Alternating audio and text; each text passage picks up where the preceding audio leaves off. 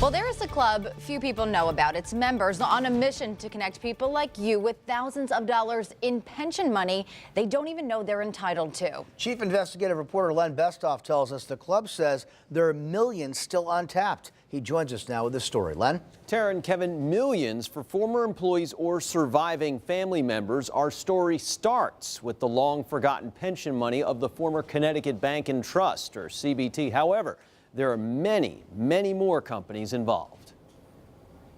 I didn't even think about and had no hopes of a pension. Former Connecticut Bank and Trust manager Don Wilson thought when CBT's parent company, the Bank of New England, failed in 1991, his pension went up in smoke. You didn't get any mail or any acknowledgments to say this is still out there for you.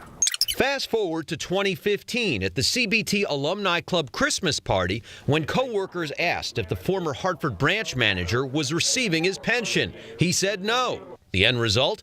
Wilson got a back pension payment of $8,000 and now gets a monthly check for $700 for the rest of his life. I could afford now to get a regular apartment. He went through some very tough times in that branch. There were holdups, you put your life at risk, and he wasn't getting his pension.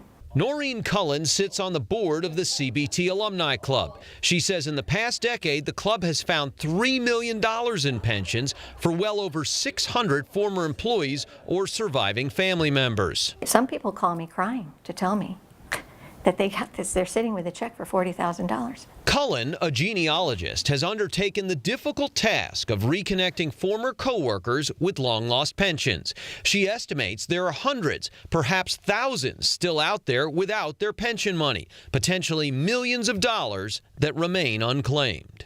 This money is owed to them. Cullen explains people lost track of their pensions because it was a mess between mergers and acquisitions, the bank failure itself, subsequent lawsuits, and lost or missing records.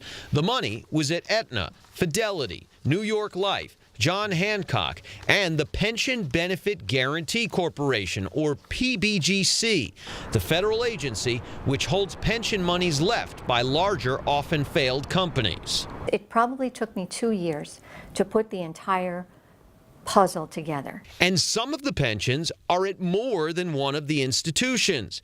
The PBGC says when CBT's parent company failed, it had pension funds in the tens of millions of dollars, more than enough to pay everyone. The PBGC says it now has hundreds of thousands of dollars in pension monies owed to 790 employees of CBT and its parent, and it tries to contact people at their last known address, phone number, and via email. Their money is sitting there, and they don't know to look for it. The Troubleshooters also reached out to the financial companies. Aetna, New York Life, and John Hancock say a majority of the people due to receive pensions have been located, and they make efforts to contact the people still owed CBT pensions. Fidelity says it also reaches out to people still owed CBT pensions as they near retirement age. The company cannot confirm if it has any unclaimed pensions. They could be anywhere. Cullen does not want to focus on what happened with the CBT pensions. She just wants to get them back to people like Don Wilson. Just don't let it sit there without knowing that there's something that you worked for that is still out there.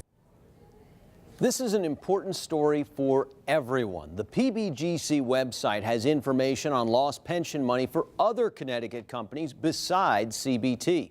We have a bunch of ways you can check. Just click on the link for this story on NBCConnecticut.com. Tara and Kevin, back to you.